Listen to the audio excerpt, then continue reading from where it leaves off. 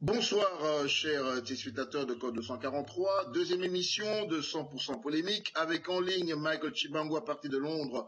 Bonjour, bonsoir Mike. Oui, bonjour, bonsoir. Freddy Monanga, que je vous présente plus, qui est avec nous à partir de la Virginie. Bonjour Freddy. Bonjour Abraham, bonjour Michael. Vous comprenez, oui, bonjour.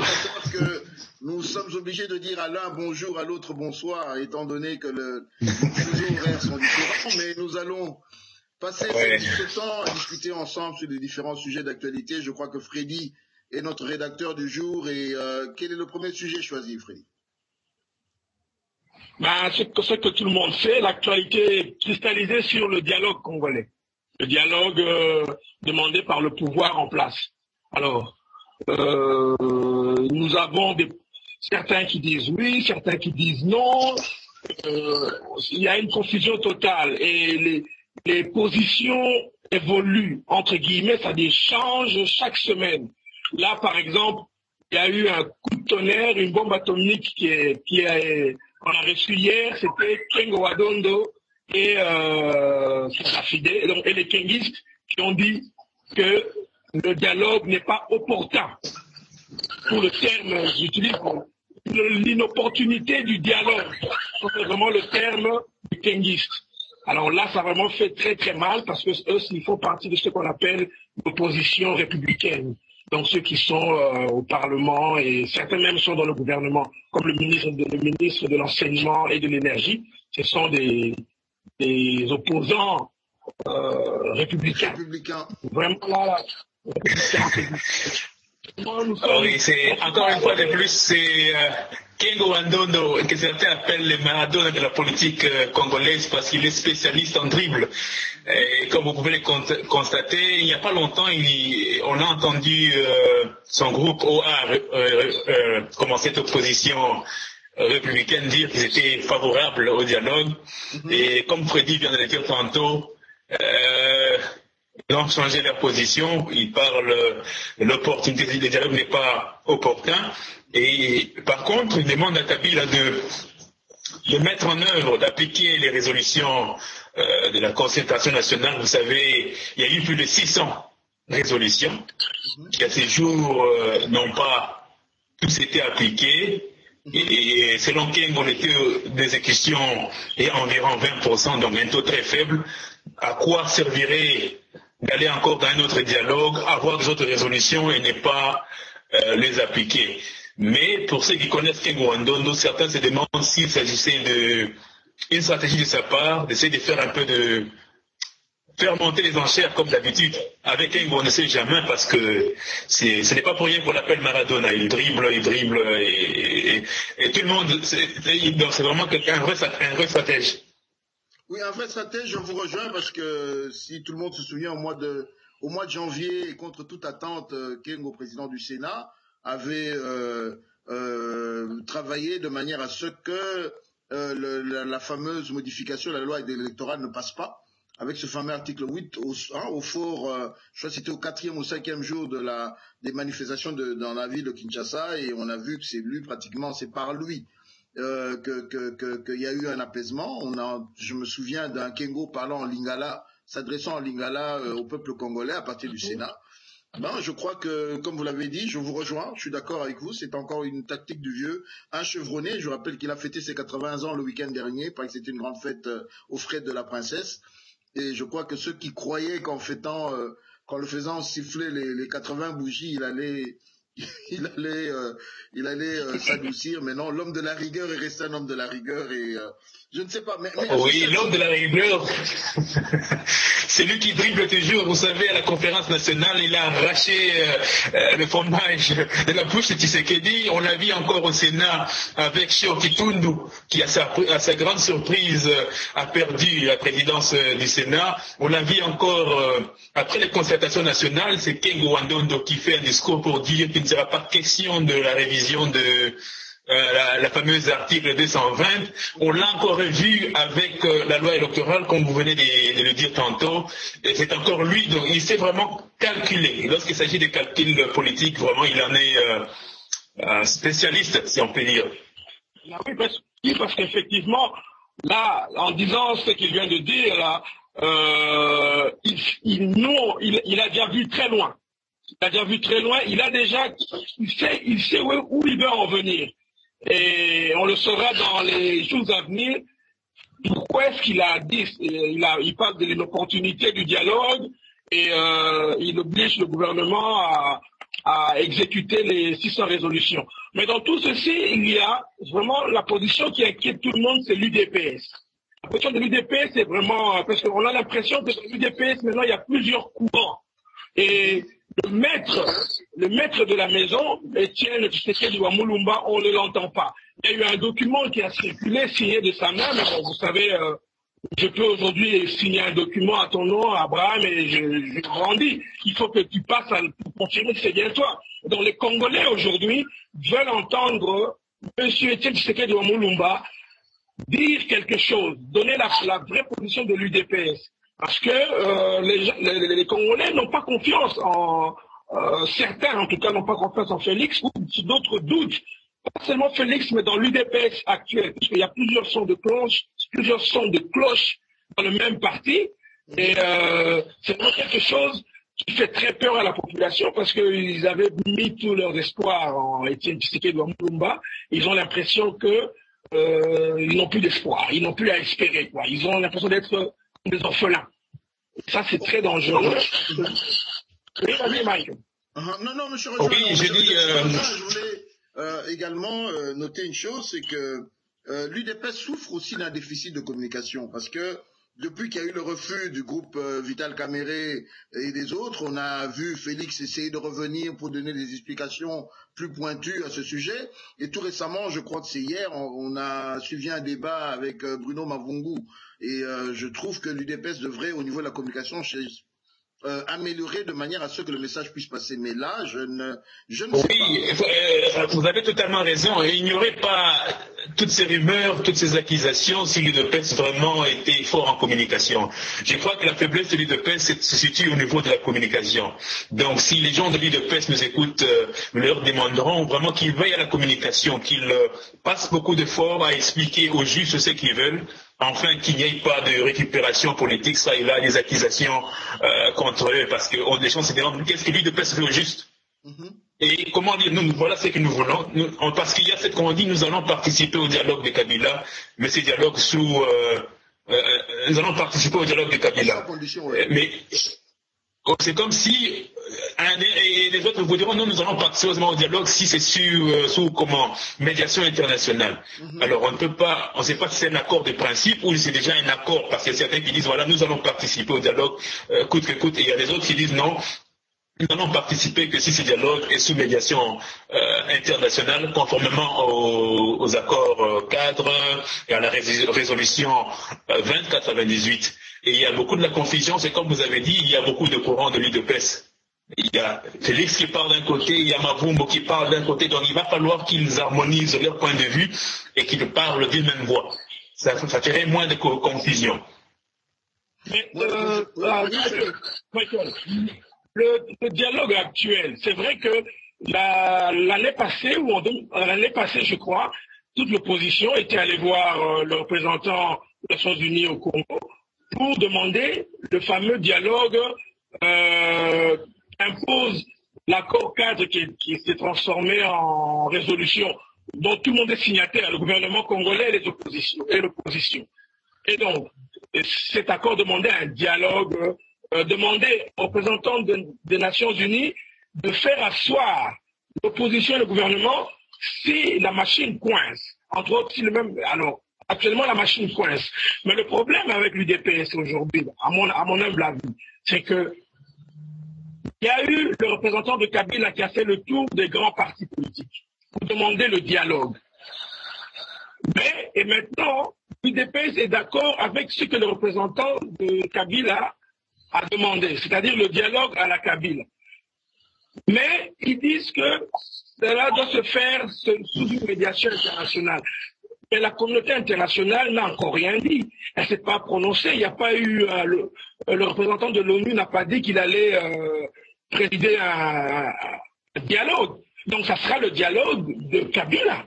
Ce ne sera pas le dialogue de la résolution 2098. Et là, je te rejoins parce que, suivant Bruno Mavungu hier, et d'ailleurs, pour ceux qui suivent de manière attentive l'actualité, je crois que Félix a eu à rencontrer un ambassadeur en début de semaine, un ambassadeur d'un pays de la communauté européenne, donc je comprends qu'il y a un lobby qui se fait de ce côté-là pour que la communauté internationale puisse récupérer le sujet, mais suivant Bruno Mavungu, leur logique est celle-ci. Quand je dis leur, c'est la logique de l'UDPS. C'est le dialogue entre l'UDPS et la majorité présidentielle. L'UDPS a été plus loin, précisant même le cadre. Ils vont venir avec 20 membres de leur côté, 20 membres du côté du pouvoir, 20 alliés que l'UDPS va se choisir. Revenir sur, en lisant plus ou moins leur feuille de route, je crois qu'ils reviennent sur le contentieux politique de 2011. Je crois que je vais laisser la place à Michael qui a un peu plus d'informations là-dessus. Oui, vous avez raison. Vous avez effectivement raison. La feuille de route parle d'un dialogue entre Kabila et ses alliés et l'UDPS et ses alliés. Mais c'est là où c'est là où il y a confusion. Si la feuille de route propose un dialogue de l'UDPS avec ses 20, parce qu'il propose 10 jours de dialogue avec, sous médiation bien sûr de la communauté internationale, M. Kobler, et eux-mêmes avec leurs alliés. Mais maintenant, quand on entend le même Bruno Mavungu inviter les autres à participer, on se demande qu'est-ce qui ne va pas. Est-ce que c'est toujours le dialogue selon la feuille de route de l'UDPS, auquel l'UDPS vient avec ses alliés pour cette question impérium, cette question des élections de 2011, où on n'est plus à ce niveau-là, on veut maintenant un autre dialogue. Pourquoi demander aux autres de rejoindre si ça ne concerne que... Parce qu'on a entendu, j'ai entendu vous demander aux autres qu'il faut participer. Alors ça laisse un peu penser, on se dit, mais est-ce que c'est toujours ce dialogue selon la feuille de route où on a évolué? Parce qu'au dialogue selon la... Il faut dire. Moi, je voulais dire ceci. Le président de l'UDPS, M. Tshisekedi Omolumba, a toujours dit qu'il ne va jamais dialoguer avec le pouvoir en place. Et jusqu'à dernière nouvelle, on ne l'a pas entendu dire le contraire. Et je ne sais pas qui est allé apposer la signature de l'UDPS dans cet accord cadre, mais Tshisekedi a toujours été contre. Pourquoi? Parce qu'il s'estime être président, qu'on lui a volé sa place durant les élections. Alors maintenant, aller s'asseoir avec Kabila, ça veut dire quoi? Ça veut dire que vous acceptez le fait qu'il soit votre président. Parce que bon, c'est ça. Et puis parler chaque fois du contentieux de 2011, moi j'ai toujours dit, si on doit parler du contentieux de 2011, on doit aussi parler du contentieux de 2006. Oui, c'est une... La feuille de route de l'UDPS, justement, parle de ça, elle parle de ces contentieux. Vous allez dans le préambule, parce que ça commence par là. Les élections de 2006, les élections de 2011, et puis on met la communauté internationale au centre de ça. Mais quelque part aussi, il faut se poser la question, est-ce que l'UDPS, pourquoi l'UDPS donne son espoir, elle met son espoir à la communauté internationale? Est-ce que c'est une bonne stratégie? Prenez par exemple les élections de 2006. Nous avions entendu la même communauté internationale qui avait déclaré ces élections crédibles et transparentes. Et la même communauté internationale, même les gens comme Louis Michel étaient allés jusqu'à dire M. Kabila est l'espoir du Congo, ils avaient soutenu les élections, ils avaient suivi la personne de Joseph Kabila. En 2011, jusqu'à ce jour, la communauté internationale reconnaît Joseph Kabila comme président de la République démocratique du Congo. En dépit de tout ce qui s'est passé, alors on va se dire, est-ce que c'est un peu naïf de mettre son espoir sur cette communauté internationale, parce que c'est un peu la communauté internationale en RDC joue ses rôles de pompier pyromane. D'un côté, ils allument le feu, d'un côté, ils éteignent le feu. Est-ce qu'on va parler? Non, vous savez, en RDC, notre histoire la démontre. Mobutu est venu comment? Il est venu au pouvoir avec le soutien de la CIA, de la communauté internationale. Mobutu a régné comment? Mobutu n'a pas régné avec le soutien du peuple, il était détesté du peuple. Il a régné avec le soutien de la communauté internationale. Et il n'est tombé que vers les années 90, lorsqu'il a été relâché, parce qu'il n'était plus utile pour eux. L'URSS, l'Union soviétique étant dissous, Mobutu avait perdu son utilité. Et donc cette communauté internationale a joué ce rôle-là d'entretenir et soutenir un dictateur. Et comment est-ce que Laurent Désiré Kabila et la bande des Haftel, que lui-même avait qualifié de conglomérat d'aventuriers, sont arrivés au pouvoir? C'est toujours avec le soutien de cette fameuse communauté internationale. Les Américains, les autres ont soutenu. Et bien si vous voyez le départ de Mosé, sa mort, vous verriez encore que quelque part, il y a toujours la même salle de la communauté internationale qui joue ce rôle-là. Donc, il faut être prudent. J'aurais pensé peut-être qu'il serait mieux de mettre son espoir au peuple congolais que de s'appuyer sur la communauté internationale. Et même la communauté internationale est claire. Lorsque vous lisez la résolution 2098, c'est les dialogues pour les élections. Ce n'est pas les dialogues pour l'impérium de 2011, c'est les dialogues pour les élections à venir. Et beaucoup de fois, vous l'avez vu, les départements d'État américains, Obama lui-même rappelait qu'il doit y avoir des élections dans les délais. Donc ils ont un but, ils ont un objectif qui est des élections conformément à la Constitution, et ces élections doivent se tenir avant, disons, en 2016, et c'est fini. Donc tous les dialogues, ça doit être un dialogue pour des élections crédibles et transparentes. Donc je crois que l'UDPS a déjà perdu cette bataille d'impérium, surtout que nous sommes maintenant en 2015. Revenir sur les contentieux de 2011, alors que tout le monde, lorsque je dis tout le monde, je parle de la communauté internationale, reconnaisse Kabila comme président, c'est un peu comme une peine perdue. Mieux vaut se concentrer aux élections à venir. Voilà un peu ce que je pensais là-dessus. Totalement d'accord. Je vais vous demander, parce que là, on va passer presque tout le temps sur ce dialogue.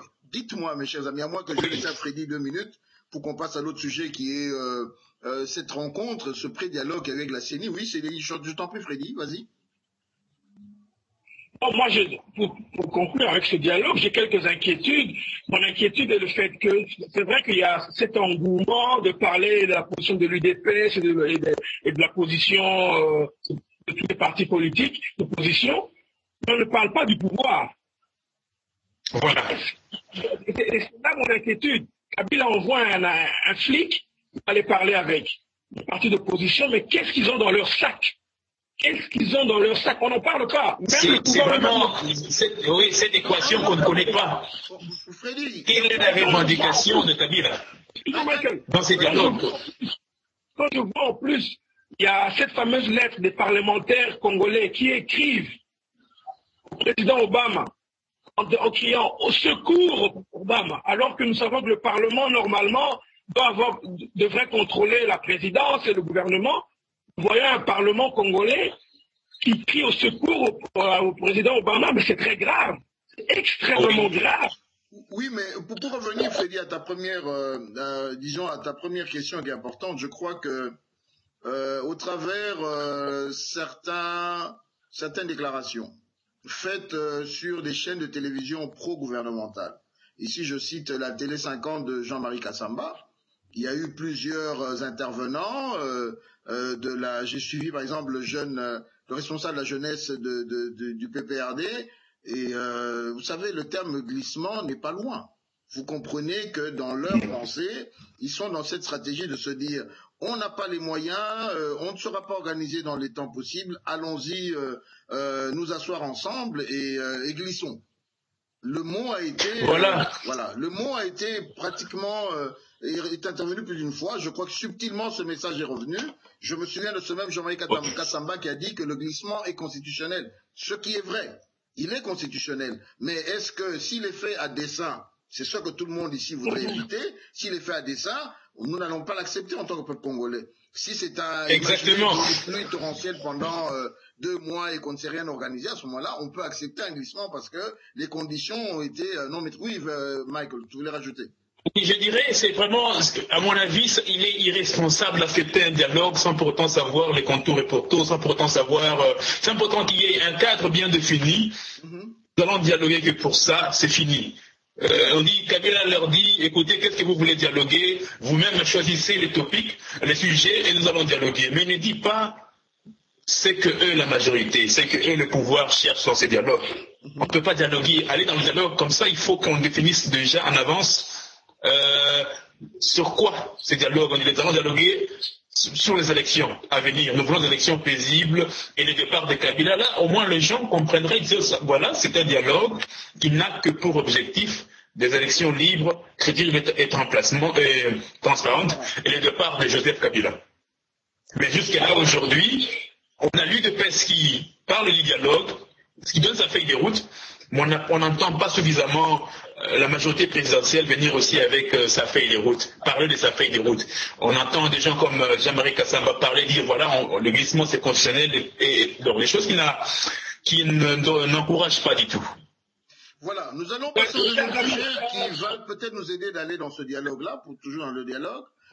Nous avons tous vu cette semaine, et je vais te laisser continuer Freddy, la réunion qui a eu, comme par hasard, je ne sais pas quand est-ce que ces messieurs ont été contactés, mais par enchantement, on a vu lundi l'opposition, le pouvoir et l'abbé Malou Malade par Skype parler, avoir une réunion à la CENI. Pour certains que personnellement j'ai eu, je ne vais pas citer leur nom de l'opposition, ils m'ont dit, mais écoute Abraham, nous sommes dans la logique du dialogue, parce que la CENI est en train de réagir à la contre-proposition que nous lui avons donnée, nous lui avons faite sur la modification du calendrier et d'autres sujets. Mais je crois que vous avez tous suivi comme moi ce qui s'est dit à cette réunion-là. Il paraît qu'il y a il y a une deuxième réunion qui va prendre. Non, d'abord ils ont décidé de mettre une commission paritaire, gouvernement, opposition, pour se retrouver avec la CENI et pour parler de ce problème électoral, parce que même ce dialogue dont on parle de Kabila, il tourne autour de quoi? Autour d'une passation civilisée du pouvoir en 2016. Je ne sais pas, Freddy, tu voulais rajouter?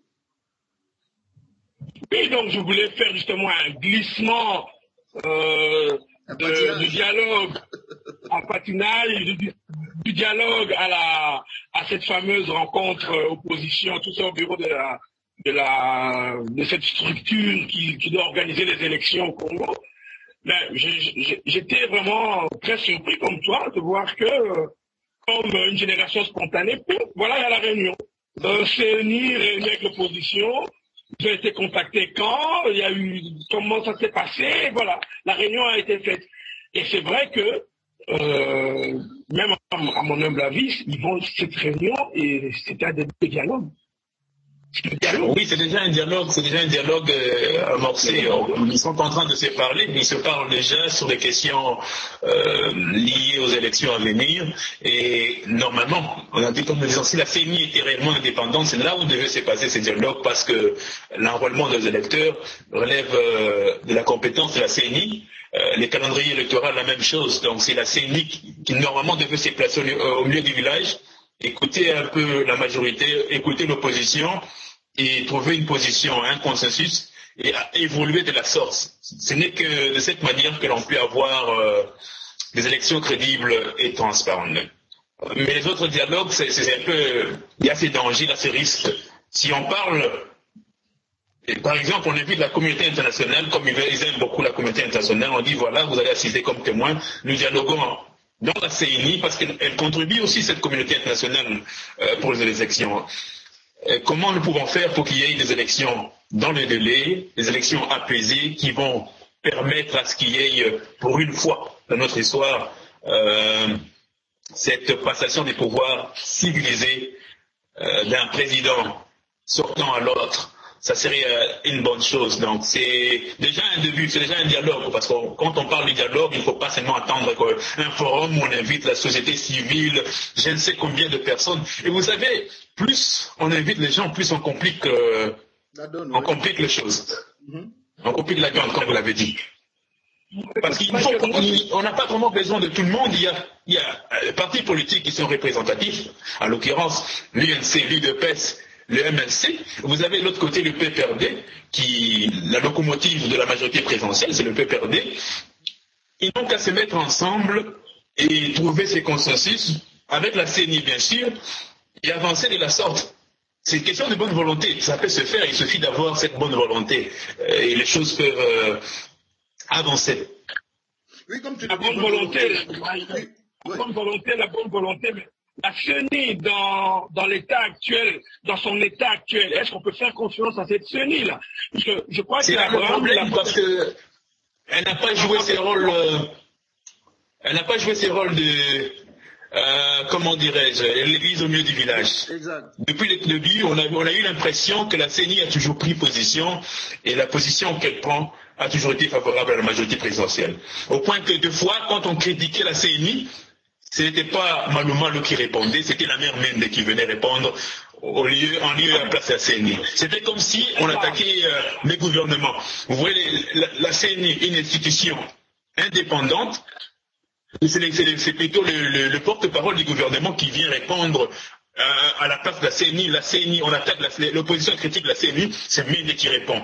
L'opposition dit, alors on a compris que ce n'était pas bien. La CENI elle doit vraiment être au milieu du village. Vous avez raison, donc il n'y a pas cette confiance. Il y a des points d'interrogation sur cette indépendance qui, bon, de fait, on ne peut pas dire qu'elle est indépendante par rapport à ces mais je relevais également, chers amis, qu'au niveau de cette CENI, l'un des sujets qui est revenu, excuse-moi Freddy, était le dédoublement des candidatures au niveau du MLC. Il paraît qu'il y a deux MLC qui fonctionnent maintenant. Il y a le MLC de Thomas Louaka et celui du chairman que tout le monde connaît représenté par Bazaï Baev. Et également, le même problème se serait posé avec l'UDPS. Dans certains coins, il paraît qu'il y a eu ce dédoublement aussi, où certaines personnalités, on va en parler j'espère pour quelques minutes, on a entendu Jacquemin Chabani, ex-secrétaire général de l'UDPS, se retrouver, qui a proposé sa candidature comme étant indépendant, alors qu'il est toujours membre de cette UDPS. Voilà. Et plus près de nous, je crois que c'était hier le flash où je peux dire l'ingratitude de voir Ngoï Mulunda aller se présenter candidat. Congo est une belle nation. Je suis Freddy, tu as vu les images. Oui, Abraham, pendant que vous parlez de Ngoï Mulunda, quelque chose me vient en tête. Nous voyons Ngoï Mulunda dire aux gens, écoutez, les problèmes de la RDC, c'est parce que vous votez toujours la même personne. Ces mêmes personnes qui étaient là en 1960, ces gens des MPR, ce sont eux qui sont... On voit quelqu'un qui parle... Il critique tout, mais il s'exclut lui-même. Il oublie qu'il a fait partie aussi des problèmes. En tout cas, malheureusement, il y a certaines personnes qu'on fait des personnes éhontées. Parce que quelqu'un qui sait qu'il a contribué au problème aujourd'hui. Si on parle aujourd'hui de la vérité des urnes, c'est parce qu'il y a eu un Ngoï Mulunda qui n'a pas fait son travail correctement. Et c'est même Ngoï Mulunda qui vient et qui veut donner des leçons aux autres. Il fallait commencer par lui-même, mais s'excuser, écoutez, j'ai contribué à ces problèmes. Au sujet du dédoublement, oui, c'est vrai ce que vous dites. Il y a deux MLC. Un MLC des Mbemba et un autre MLC que l'OUAC a créé, un MLC libéral. Mais curieusement, il prend ces MLC libéral et dit non, l'autorité morale c'est même toujours, mais il nomme son secrétaire général, et il crée un peu cette confusion qui, vraiment, on ne comprend pas pourquoi ne pas créer son propre parti politique. Il faut prendre le nom du MLC, il faut prendre le logo du MLC, tout. Ils utilisent le même logo que le MLC, les mêmes, voilà. les mêmes drapeaux, les mêmes couleurs. Et là, je pense que c'est la mauvaise foi, c'est la mauvaise foi du gouvernement en place, parce que Jean-Pierre Mbemba a écrit une lettre au ministère de l'Intérieur, certifié par ses geôliers, par la CPI. On voit que c'est vraiment lui qui a écrit. Dans cette lettre, il stipule que le nouveau secrétaire général de son parti, c'est Madame Bazaïba, et que M. Thomas Louaka n'était plus, secrétaire général, et qu'il n'était même plus membre du MLC. Il s'était auto-exclu. Cette lettre déposée au ministère de l'Intérieur. Mais on ne comprend pas, dans les débats et dans les discussions et dans les conférences de presse des membres du pouvoir, ils continuent à dire qu'il y a confusion. Et le gouvernement laisse faire. Écoutez, et puis ils sont allés loin parce que là maintenant, ce n'est plus un conflit, on peut dire, de deux ailes du MLC. Ils en ont fait deux partis politiques. C'est là où les problèmes... n'est-ce pas, devient un peu plus sérieux. Parce que là, maintenant, nous avons deux MLC. Alors que dans le cas de l'UDPS, c'est plutôt deux courants de l'UDPS. Vous êtes sans ignorer que depuis l'absence de Tshisekedi, l'UDPS est divisé. Il y a des différents courants. Il y a les Moubaké de l'autre côté avec ces gens. Il y a Félix et Mavumbo de l'autre côté. Et c'est vrai que au dépôt des candidatures, les uns ont voulu aller déposer les candidatures au nom de l'UDPS. Il y a eu même bagarre surtout au Katanga, donc il y a cette confusion. Et aussi l'UDPS qui bat. Ils ont écrit l'UDPS qui bat ça, c'est ce que... Ils ont écrit un courrier dernièrement. Oui, l'UDPS qui bat ça, ça fait partie du jeu du pouvoir, ce qu'ils avaient fait en 2006. En 2006, ils avaient fait presque 4 UDPS. UDPS qui bat ça, UDPS, donc c'était une façon, c'est le même jeu qu'ils font avec le MLC aujourd'hui. Les deux blés, les partis politiques, envie de disperser ces voix, cette division-là, leur profite. C'est pour ça que vous voyez que, malgré que la loi dit qu'il est interdit d'enregistrer un parti politique avec le même logo, avec la même appellation, et tout cela, ils l'ont fait expressement pour créer la confusion. Donc on n'est plus au niveau c'est maintenant au niveau de manœuvre politique, si on peut dire. Et cela crée beaucoup de confusion, on le voit, mais on aurait pensé que le Waka, par respect et puis par dignité personnelle, aurait plutôt créé son propre parti et voler de ses propres ailes que... Abraham, la fois passée, tu nous avais donné des chiffres pour la CENI. Apparemment, tu avais dit que, comment il s'appelle, Kamitat ou Olivier avait donné des chiffres comme quoi qu'un électeur coûtait combien encore? $6. $6 par électeur. $6. Donc, si on doit faire le calcul, les chiffres d'Olivier Kamitat sont largement en deçà des chiffres de la CENI. Largement, oui. Parce que depuis que la CENI, c'est aussi irrisible. La CENI, c'est vrai, a fait cette proposition. Je me souviens, on était ici à Washington au cours d'une réunion, John Hopkins, et lorsque ce document est arrivé, c'était l'étonnement de la bouche de tous les opposants. Mais par rapport à cette proposition financière, qui a fait une audit, qui a fait une contre-proposition? Parce qu'il y a quand même eu du matériel qui existait en 2011, plus près de nous. Est-ce qu'on a acheté les urnes ou bien tout a été brûlé, vendu? Il y a quand même, il doit y avoir de matériel informatique. Oui, Abraham, vous soulevez un point capital. Ouais. Ce n'est pas la première fois. Ce n'est pas la première fois que nous organisons des élections. Exactement. Nous l'avons fait en 2006. Ils ont acheté les urnes, les isoloirs, les kits électoraux. Tout a déjà été acheté. Ils l'ont encore fait en 2011. Exact. Et le prix était censé diminuer parce que vous avez déjà tout ce que vous avez donc besoin, c'est qu'on devait peut-être acheter, les prix de bulletins de vote et les prix, n'est-ce pas, de la logistique, donc distribuer les bulletins à travers le pays. Mais on ne devait pas se retrouver à plus d'1 milliard de dollars, alors que le pays a déjà organisé des élections avant. On est censé avoir déjà la plupart des matériels nécessaires, pour l'organisation des élections. Donc on ne sait pas, peut-être après chaque élection, ils récupèrent les voitures, les charrois automobiles de la CENI, beaucoup des matériaux ont disparu. C'est après l'élection, on amène les choses à la maison, il paraît. Il nous reste 30 minutes, chers amis, Il est le ministre du Plan. Il est ministre du Plan. Je voulais savoir il est ministre du Plan et de la révolution de la modernité. Voilà. Tu sais, Abraham, tu parlais de faire l'audit de la CENI. Mais moi, bon, pour ne pas faire du coq à l'âne, mais je pense qu'il faudrait aussi faire l'audit de Madame la Présidente de la RDC. Vous savez qu'elle est quelque part au Kivu là-bas.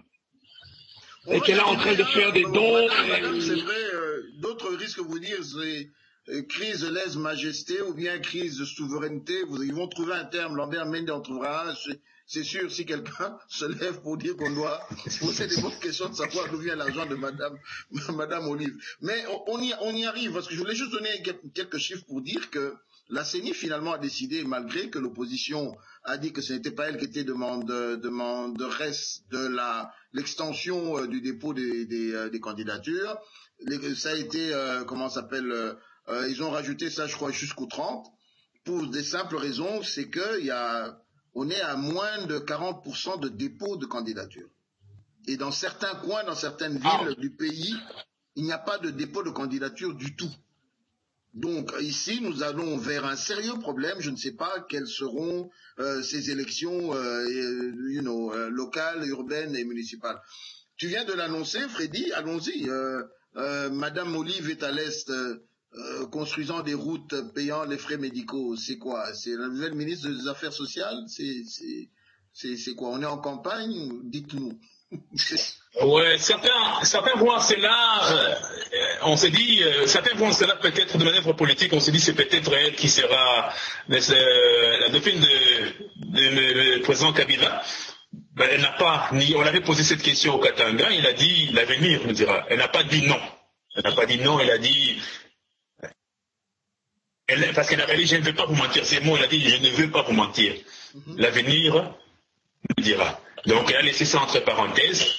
Mais plus elle multiplie les activités pareilles, surtout au fur et à mesure qu'on s'avance, qu'on s'approche de 2016, les gens se posent des questions, on dit voilà, est-ce que c'est Kabila a-t-il choisi Maman Olive pour le remplacer? Elle était au Katanga, on a vu tous ces gestes charitables, maintenant c'est les Kivu, est-ce que c'est cette opération que les Américains appellent Hearts and Mind, opération pour gagner les cœurs de la population? Et ça laisse beaucoup, on se demande beaucoup, on se pose beaucoup de questions à ce sujet. Et sachant qu'en politique, il n'y a rien pour rien. Vas-y Freddy, vas-y. Je dis, mais sachant qu'en politique, il n'y a rien pour rien, elle n'est pas en train de faire du bénévolat. Surtout que la question la plus importante que moi je me pose, est-ce qu'elle trouve tout son argent? Parce que la route qu'elle a hier, avant de donner des chiffres, la route qu'elle a inaugurée, elle a donné 425 000 $ d'abord et puis 125 000 $. Ça fait 550 000 $. Parce qu'elle les a trouvés. Elle dit que son mari lui donne l'argent. Quel est le salaire officiel de Kabila? C'est en cash, c'est pas un chèque qui va être à la Banque centrale. Non. Un crédit. Donc elle se balade avec centaines de milliers de dollars dans les valises. Elle ouvre des hôpitaux, elle donne. Bon, ça c'est très grave. Dans un pays organisé, on devrait quand même lui poser des questions. D'où vient cet argent? Alors, comme par hasard, elle se trouve au Kivu, là où Vital Kamerhe est en train d'aller se prélasser un peu dans la foule, se prendre pour un bain de foule et puis parler à sa base, en fait. Comme par hasard, elle est là-bas.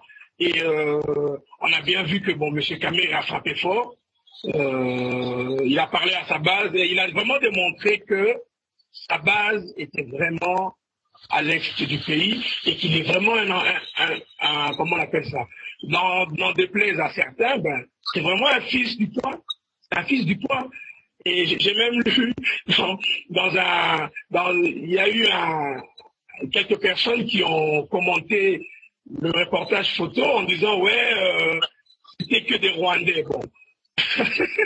Ils sont venus l'accueillir. Alors donc tous les Kivusiens sont restés chez eux et la ville de Goma était remplie de Rwandais en tenue civile qui sont venus, enfants, femmes, personnes âgées sont venus traverser la frontière pour venir accueillir Kamerhe. Bon, faut arrêter un peu de rigoler. Bon, certains ont dit que les Gomatraciens sont des ignorants, ils ne savent pas qu'ils ont à faire. Pour ça, j'ai trouvé ça un peu osé. Et ça vient souvent des Congolais de la diaspora. Ils ont un complexe, il faut arrêter. Il ne faut pas prendre les Congolais qui sont au Congo pour des imbéciles, entre guillemets. Ils ne sont pas des imbéciles. Ils savent ce qu'ils font. Hein. Et il y a des intellectuels, il y a des sages. Et s'ils sont allés accueillir Kamerhe comme ils l'ont fait, ils savent ce qu'ils sont allés faire. Ils ne sont pas allés accueillir un Rwandais, en tout cas, c'est que je sache. En tout cas, c'est un fils du pays. Donc, nous avons beaucoup aimé, moi j'ai beaucoup aimé en tout cas, l'engouement de la population. Pourquoi? Parce que ça démontre que ce n'est pas le fief de Kabila. C'est Madame Olive est là-bas. Et il n'y a pas d'image. Parce que si elle avait frappé fort, la RTNC n'aurait pas, comment dirais-je, caché les images. L'image de Madame Olive aurait été tout de suite en boucle sur la RTNC. S'ils ne le font pas, il n'y a eu personne à Sali Ouessé, comme on dit en Lingala. Il y a peut-être un problème de réseau ou de faisceau, on n'en sait rien parce qu'elle est surprise en RDC. Mais à ce sujet-là, je sais que Michael, tu monitores, j'aimerais vous dire que l'information que j'ai eue ce matin, que nous avons eue ce matin sur Code 243, je crois que vous avez tous lu le mail, c'est que au sortir de la ville de Goma, Vital Kamerhe avec sa délégation devait prendre l'avion pour aller sur Bukavu. En fait, ils ont visité Goma mardi, ils étaient hier mercredi à Nirangongo. Vous avez vu les images sur Code 243 et ce matin, ils se dirigeaient vers Bukavu. Il devrait y être au moment où cette émission sera diffusée. Et l'avion qui devait les amener sur Bukavu a été interdit de décoller. On a menacé l'équipage de pouvoir de le faire au risque de perdre leur licence. Donc, vous savez très bien, on est en matière d'argent. Ce que ces personnes ont refusé. Évidemment, Caméré a dû adopter un plan B. Je crois que Michael, toi qui as aussi bien suivi, j'ai vu des photos postées. C'était quoi, en bateau? Par où il est passé?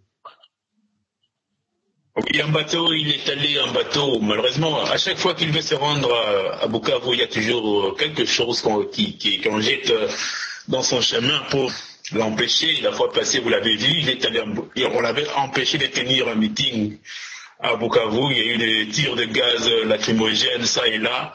Son meeting fut interrompu de cette façon que nous déplorons. Et encore cette fois-ci, on a essayé de lui bloquer de s'y rendre. Et heureusement qu'il y a plusieurs façons de s'y rendre. Il n'y a pas que la voie aérienne. Il a pris plan B et il est déjà au site Kivu. Et je crois que pendant que nous sommes en train de parler ici, il fait déjà son entrée à Bukavu. Donc, selon les échos que nous avons, la mobilisation est aux zéniths et la voie pour disperser la foule, pour l'interrompre de tenir son meeting. Mais sinon, écoutez, qu'on aime Caméré ou pas, c'est clair qu'il a une base à l'Est, c'est clair qu'il y a des gens qui croient en lui, ces gens à l'Est de la République démocratique du Congo, et les gens d'accueil qu'il reçoit là-bas, il n'y a pas d'autres politiciens en RDC qui sont accueillis de la sorte. Vous avez vu, il y en a qui sont partis, les images en témoignent. Même, et Caméré s'y rend, et c'est comme un tremblement de terre, c'est une marée humaine, ce sont les gens qui abandonnent tout pour aller l'accueillir. Et bien sûr, il y a des points d'interrogation aussi. Est-ce que le peuple à l'Est, c'est le peuple qui a tant souffert de l'agression rwandaise? Et c'est aussi les peuples les mieux placés pour savoir qui est leur.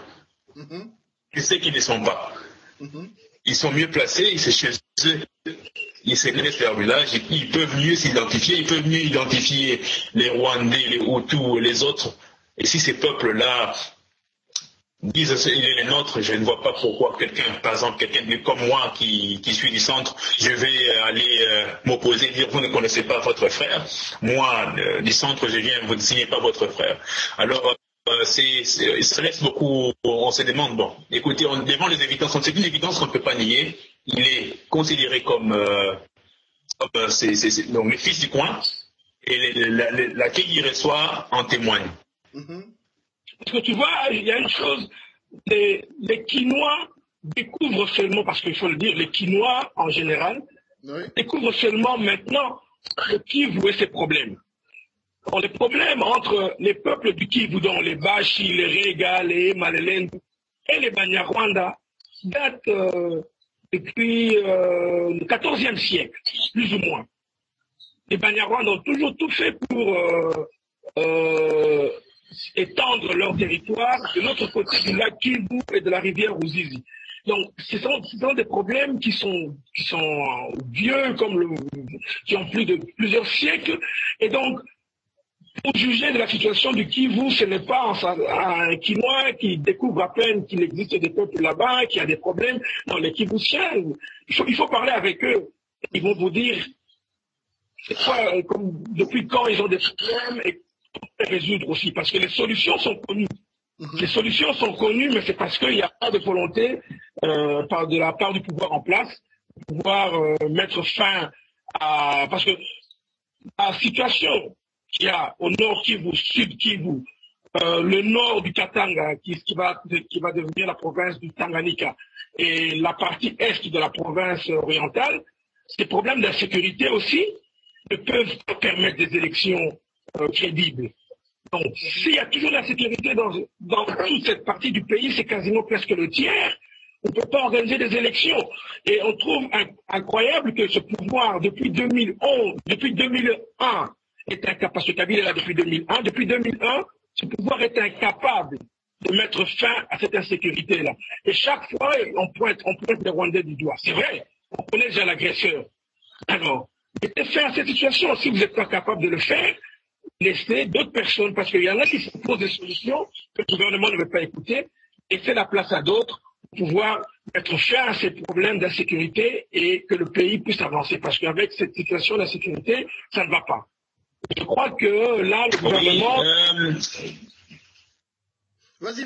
Je crois que dans les prêtres, les évêques, ils sont allés dans le même sens. Ils ont posé cette question, à savoir, est-ce que le gouvernement est incapable, démissionnaire ou complice dans cette affaire d'insécurité à l'est de la République démocratique du Congo? Vous savez, cette situation continue. C'est chaque jour, presque chaque jour, qu'on tue des gens à Béni. On les tue à l'arme blanche. Ce n'est pas dans des... Vraiment, c'est horrible. Ce sont des gens qui sont découpés en morceaux. Et lorsqu'on parle des gens, on entend, on voit des enfants, non seulement des enfants, des bébés. Des bébés qui sont massacrés. Qu'est-ce que ces bébés on voit? Pourquoi on massacre des bébés? Et ça choque. Ce sont des choses qui choquent. Et la population... On a marre, la population, c'est elle, mais qu'est-ce qui vous empêche d'organiser l'armée? Qu'est-ce qui vous empêche de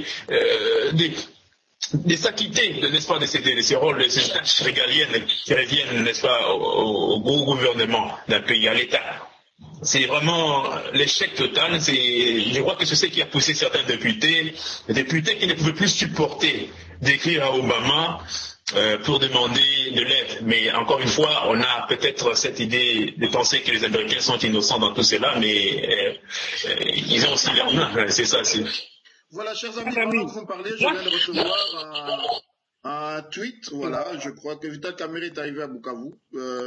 Première image, j'aimerais vous dire, je crois que les Kivu ont accueilli et ont voulu prouver au monde aujourd'hui que l'UNC est implanté dans cette partie-là de notre pays et il faudra compter avec. Est-ce aussi un pied de nez à Madame Olive qui est dans le coin? Je ne sais pas, mais bon, une interprétation peut se faire à ce sujet-là. Et d'ailleurs, je voudrais me tourner vers Freddy qui se rappelle, lui qui a fait l'analyse historique en fait de ce qui se passait. Bukavu a été construite comme une ville, c'était un fort, si j'ai bonne mémoire. Oui, Bukavu n'a jamais été une ville, une cité pour habiter. Parce que comme les peuples Bashi subissaient souvent des attaques des Banyarwanda, parce que traverser, comment dirais-je, ils traversaient la rivière Ruzizi, c'était beaucoup plus facile que de traverser le lac. Ils traversaient la rivière Ruzizi pour venir attaquer les Bashi. Les Bashi ont décidé de construire un fort, c'est la ville de Bukavu. Et c'est là où tous les meilleurs guerriers des Bashi restaient avec leur meilleur général pour pouvoir contrer les attaques des Banyarwanda. Et quand les Belges ont pris le Congo, et que, bon, ils ont trouvé un endroit qui était débroussaillé, calme, le paysage est magnifique en face de la rivière et le lac n'est pas très loin. Ils ont décidé de faire de Bukavu une ville. Mais ce n'est pas une ville, c'était un fort militaire normalement. Et donc ça veut dire que les esprits qui règnent, on peut dire ça, l'esprit qui règne dans cette ville est un esprit guerrier. Ça s'appelle la mémoire génétique. Je voudrais te rejoindre, parlant avec des amis de Bukavu qui me disent d'abord, ils s'appellent les BK, c'est leur petit surnom. Ils ont souvent tendance, lorsqu'ils rencontrent une personne, de poser des questions du style, je rencontre Michael, je dis Michael, tiens, qui est ton père et qui est ton grand-père? C'est une habitude des Bukaviens et pourquoi pouvoir déterminer l'origine de leur interlocuteur. Et c'est pour cela, on rappellera que souvent nos amis de Bukavu connaissent leurs parents de génération en génération. Parce qu'on doit vous enseigner cela de manière à ce que vous puissiez identifier celui qui est devant vous. Je crois qu'avec le temps, nous allons faire parler nos frères et cousins qui sont à l'Est, qui vont nous aider à mieux appréhender, parce que je crois que la majorité de la diaspora et des Quinois qui ne connaissent pas les us et coutumes de nos frères de l'Est, c'est pour cela qu'il y a cet amalgame, et eux aussi ne nous aident pas beaucoup, parce qu'ils ne parlent pas. trouvant que cela n'est pas très important. Oui, frère, Michael, vous voulez rajouter? Et Abraham, un autre sujet, c'est question de bonne foi. Quand on ne veut pas croire à quelque chose, quelles que soient les évidences, quelles que soient les preuves que l'on peut présenter, on n'y croit pas.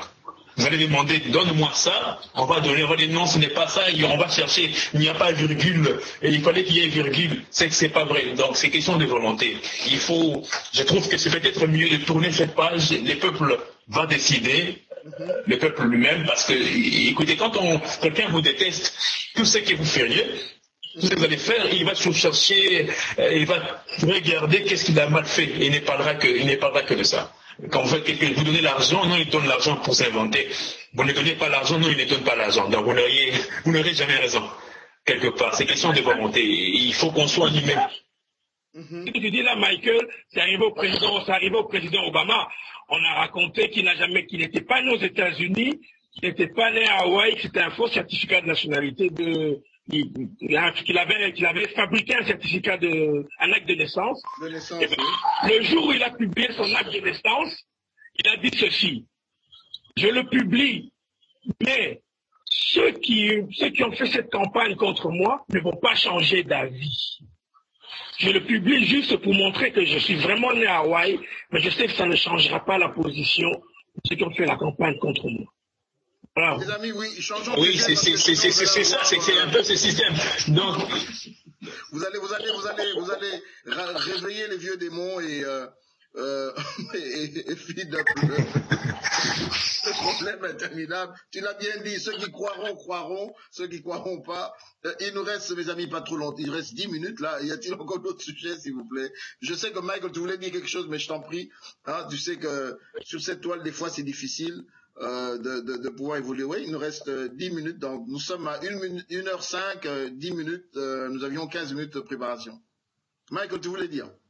Moi, c'est par rapport à la lettre des évêques. Je trouve que cette lettre, ils ne sont pas allés très loin dans l'accusation, dans la dénonciation, parce que nous savons que le pouvoir en place, quand on accuse, on dénonce réellement, on vous arrête. Dernièrement, ils ont arrêté. Vous savez qu'il y a 2 Kivusiens de la Lucha qui sont en prison. Je crois que le barreau de New York a écrit une lettre au barreau de Kinshasa, demander la libération. Donc, je crois qu'à l'Est, nous avons compris que la dénonciation, comment dirais-je, ceux qui gèrent l'Est commencent à avoir peur. Il faut maintenant faire confiance aux populations. Oui, je crois que Freddy, il y a eu les attentats, pour ceux qui se souviennent. Le docteur Mukwege a failli être tué, Monseigneur Catalico, de Catalico, il y a eu pas mal de Moamis qui ont été tués à l'Est. Donc vous pouvez comprendre que c'est un coin qui n'est pas très rassurant. Et pour ceux qui connaissent, comprendraient pourquoi aujourd'hui il y a cette affluence autour de la personnalité de Vital Kamerhe. Le peuple kivusien identifie en lui l'homme, pas providentiel, mais celui qui s'est levé et qui pourra apporter des solutions à ceux qui vivent l'insécurité récurrente. Et là, je peux dire que le pouvoir, croyant peut-être bloquer la personnalité de Vital Kamerhe, l'aide en ne faisant pas son travail qui est premier, qui est celui de sécuriser les populations à l'Est. Souvenez-vous, à Béni, pendant la présence de Joseph Kabila, il y a eu des tueries la nuit. Pourquoi y a-t-il toujours, jusqu'à présent, ces problèmes qui ne cessent de revenir?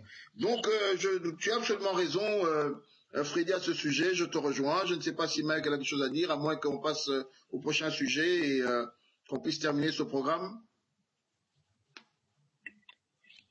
Oui, on peut passer au prochain sujet. Vous aviez tout dit, tout ce que je pouvais dire, vous l'avez dit. C'est pour cela qu'on est... Concernant l'insécurité à Béni. Alors, moi, j'avais une question. Oui. Je crois qu'on en avait parlé. L'UNC et Ali, quand ils signent des documents, ils signent UNC, société civile, diaspora. Alors, qui sont ces diasporas-là? Qui se retrouvent dans les documents signés par l'opposition dont M. Kamerhe, la tête, la locomotive. si on peut dire. C'est une bonne question. Vous savez, en RDC, diaspora, ces termes diaspora, il y a même des gens qui sont en RDC, ça fait maintenant 20 ans, mais qui disent, moi, je suis de la diaspora. Il est résident en RDC pendant 20 ans, diaspora. Donc, c'est un terme qui est utilisé presque par tout le monde. Nous allons nous pousser un peu à comment dire, à mener une investigation dessus pour savoir exactement qui sont ces signataires qui s'engagent dans la diaspora. Voilà. Peut-être, moi, je peux lancer en disant, et les représentants de ces partis-là, ceux qui ont des bureaux représentés en Europe ou ailleurs, peuvent-ils être considérés comme diaspora, même s'ils travaillent déjà au sein d'une structure politique, j'en sais rien. Mais moi, personnellement, sans avoir de mandat à quiconque, j'estime que quand on signe diaspora, souvent ces décisions-là cadrent avec mon esprit, je me considère de cette diaspora-là. Quand les décisions vont dans le sens de ce que je pense aussi, malgré que nous réfléchissons tous en termes de démocratie. Et pour preuve, vous verrez, c'est d'ailleurs pour ça que, à cause de 243, je crois que chacun de vous a réagi. Le premier, c'était d'ailleurs Freddy, avec ta fameuse vidéo que j'invite les Congolais à aller voir sur Kabila va gagner les élections si, hein, je crois, Kabila va tricher les élections, non, Kabila va gagner les élections si, 3 points de suspension, que j'invite à voir. Mike l'a écrit plusieurs fois et en tant que juriste de formation, il a amené des preuves pour dire, tiens, celui-là avait dit ça, voilà, il a dit ceci, pour expliquer, preuve à l'appui. Et personnellement, on a eu à faire une vidéo pour donner nos avis, pour dire, écoutez, nous aimons tous le dialogue, et ça, je voudrais le dire au peuple congolais qui nous suit sur le code 243. Ce n'est pas parce que notre position ligne, comme on dit, ou s'incline avec une certaine majorité que nous sommes, je crois qu'aucun d'entre nous ici, moi je suis pas membre d'un parti politique. Freddy, es-tu membre d'un parti politique? Non. Et monsieur Mike? Non, je suis pas membre. Je ne sais pas si Mike est Non, écoutez, écoutez, la question du dialogue, comme vous l'avez dit, naturellement, le dialogue n'est pas une mauvaise chose. Le dialogue, et surtout lorsqu'il y a des problèmes comme le calendrier électoral et tout cela, ça nécessite le dialogue. Mais il y a ces dialogues, on ne connaît pas du tout, il y a beaucoup de choses, des non-dits, si je peux dire. Exactement. Avec ces dialogues. Si on refuse les dialogues, c'est parce qu'on voit les pièges. On se dit que ce dialogue peut servir, donner une excuse, Lorsqu'on connaît les pouvoirs, on sait qu'ils cherchent une occasion de glisser. Ils ont essayé avec le recensement, ça a échoué. Ils ont essayé d'abord la révision de la Constitution, ça a échoué. Ils se sont dit alors, il faut un calendrier électoral qui est tellement chargé. C'est là, comme vous le voyez, vous pouvez déjà le constater, il y a du retard. La CENI a dû prolonger à 2 reprises le délai de dépôt des candidatures. C'est déjà un glissement en soi. Et quand non seulement ce calendrier qui est très serré, qui a ajouté le découpage territorial. Et donc tout est fait pour conduire au glissement. Nous le disons avec l'esprit, avec le désir de glissement. Ce dialogue ne peut servir que... Peut-être les États-Unis de paix qui vont de bonne foi. On ne peut pas. Peut-être ils vont dans ce dialogue de bonne foi avec les pères des routes. Nous ne doutons pas de la bonne foi de l'UDPS, nous doutons plutôt de la bonne foi du pouvoir en place. Nous le disons avec ces gens, il faut toujours être prudent. Et quand même le MLC y est parti, concertation, et c'est le MLC qui a perdu parce qu'il est MLC. Aujourd'hui, on parle des MLC. Si les MLC n'étaient jamais engagés dans cette concertation, on ne parlerait pas de MLC aujourd'hui, parce que l'UAC, ils ont participé, il y a eu cette concertation nationale pour l'UAC, le MLC c'est avec l'une des conclusions, parce que Kengo l'avait déjà annoncé que à l'issue de cette concertation, il y aura un gouvernement de cohésion nationale. Exact. Et ils sont allés dans cette concertation. Aujourd'hui, vous voyez Bazaïb regretter et dire comme Kengo qu'il y a eu des résolutions qui n'ont pas été appliquées. On a dit, voilà, on doit respecter la Constitution et on a voulu changer la Constitution. On a dit, on va défendre les Congolais, on va défendre Jean-Pierre Bemba. Mais on a vu les pouvoirs prendre Babala et l'envoyer à la même CPI. Et donc, ils sont sortis faibles. Et nous craignons que l'UDPS, qui s'engage vite dans ces dialogues, ne subisse le même sort. Aux amis de l'UDPS, il faut un peu plus de prudence. Et ne pas donner l'occasion à ce pouvoir d'utiliser ces dialogues pour retarder encore les choses. Ils sont coincés. Ce n'est pas pour rien qu'aujourd'hui, Kabila s'ouvre ou semble s'ouvrir. C'est pour quelque chose. Et tout ce qu'il fait, il y a un calcul derrière. Michael, moi je dirais plutôt que il fallait qu'il y ait... je suis peut-être un peu pas d'accord avec toi, c'est le fait que les concertations là ont été une très bonne chose pour le MLC. Parce que pendant plusieurs mois déjà, Thomas Louaka et compagnie étaient déjà pointés du doigt comme étant des traîtres. Et M. Jean-Pierre Mbemba, on le lui a signifié plusieurs fois, il ne croyait pas. Il a fallu qu'il y ait les concertations nationales pour que le vrai visage de M. Louaka apparaisse au public et mais que finalement qu'il soit obligé de rejoindre son vrai camp. Donc je crois que s'ils n'étaient pas allés aux concertations nationales, aujourd'hui le MLC allait fonctionner avec un secrétaire général qui en réalité ne sert pas les intérêts du MLC. Dieu merci, il a eu... On peut dire que le MLC aujourd'hui paye de sa naïveté. Non, moi je pense que les signes pointés. Non, les signes pointés, les signes montraient que Louaka jouait. Vous savez, il y a eu un temps à droite, je ne sais pas si vous vous souvenez encore, où le MLC était toujours en solo lorsque les opposants et les autres s'unissaient dans une certaine initiative. C'était sans les MLC. Et aujourd'hui, on voit peut-être cette même position. L'UDPS aussi jouer cette même ligne. Et à la fin, on ne sait pas, il risque de se trouver dans une situation où ils sont grands perdants. Et en plus de cela, le peuple, il ne faut pas oublier, le peuple a déjà démontré que c'est le peuple qui décide. Lorsque les opposants avaient appelé les gens de manifester le 19 janvier, c'était pour manifester simplement pour la loi électorale. Mais lorsqu'ils sont sortis avec l'esprit Kabila dégage. Pour dire, c'est vraiment... Ils ne vont pas accepter qu'ils soient roulés dans la farine par n'importe quel politicien. Justement, donc, toutes ces choses sont comme un tamissage. Donc, à la fin, le peuple retrouve qui sont vraiment les personnes qui vont défendre leurs intérêts. Parce que sans cela, peut-être que certains politiciens peuvent porter deux manteaux et le peuple ne verra pas. Mais avec toutes ces choses aussi, un bien peut apporter un mal. Avec toutes ces choses, Kabila lance un dialogue, puis on va voir. Et ceux qui aiment les billets verts vont courir après le dialogue. Parce que la finalité de tout ça, c'est quoi? C'est quoi la finalité de concertation, dialogue? C'est quoi? C'est le peuple congolais. On oublie, on parle de Caméré, Kabila, mais c'est quoi la finalité? C'est le peuple congolais, c'est l'amélioration du quotidien du Congolais. C'est ça la finalité. On parle que... Et donc, c'est là qu'on verra que les choses sont en train de... Les événements sont en train de tamiser le milieu politique congolais et on va se retrouver avec des bons grains bientôt. Et les mauvais grains vont tous passer. Oui, je crois que Félix, tu l'as dit, là, mes chers amis, je suis obligé de nous demander, nous sommes arrivés à l'heure de cette émission.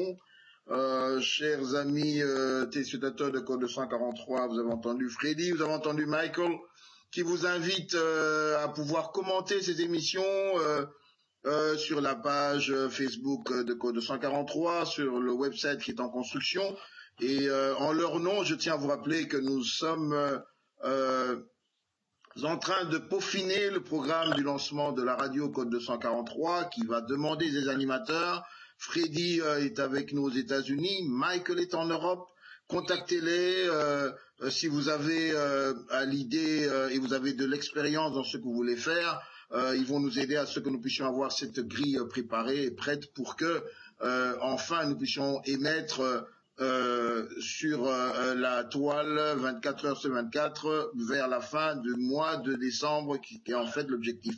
Mais je crois que la date arrêtée avec nos amis est dans les prochains jours, on vous la communiquera sur Facebook. Freddy, je ne sais pas si tu avais un mot de la fin, si tu en as un, vas-y, et puis on donne la parole à Michael et puis on dira au revoir à tout le monde. Ben, le mot de la fin, c'est ce que j'ai dit tout à l'heure, la finalité de tout ça, c'est le peuple congolais.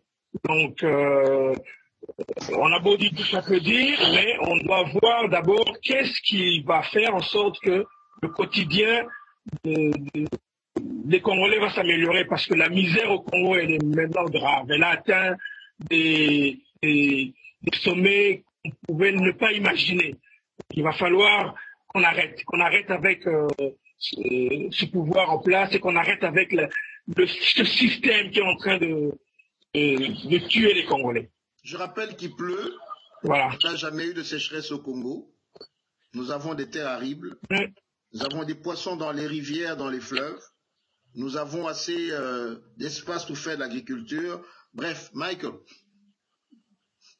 nous sommes producteurs de pétrole. Oui, c'est comme vous le disiez, je rejoins Freddy dans sa réflexion et je vous rejoins aussi Abraham. Nous avons tout ce qu'il faut pour réussir. Ce qui nous manque, c'est un leadership fort. Ce qui nous manque, c'est une classe politique responsable. Nous avons ces politiciens qui utilisent la misère du peuple comme un fonds de commerce. Et une fois arrivé au pouvoir, le peuple est oublié. À chaque dialogue, on va avec les doléances, la souffrance du peuple comme ces fonds de commerce, mais y arriver, c'est le partage du pouvoir et le peuple est abandonné. Il est temps que le peuple congolais soit placé au centre de toute chose, au centre du débat, au centre des activités politiques, au centre de tout.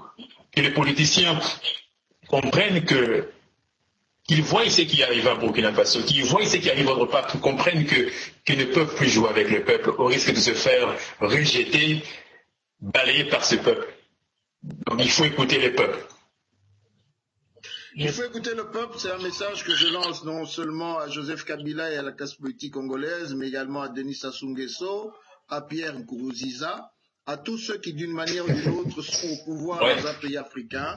Il serait grand temps, chers messieurs, d'écouter la voix du peuple. Ne résistez pas, car sinon vous serez balayés. Comme l'avait si bien dit un jour Feu le maréchal Mobutu, devant le vent de l'histoire, un fruit mûr ou pas tombe. Voilà, c'était ce code 243. Merci Freddy, merci Michael. Chers amis, merci à vous. Et dites-nous ce que vous en pensez. Mes chers amis, bonsoir et il paraît qu'on dit toujours Ingeta. Ouais. Ingeta. Non, ça. Ingeta.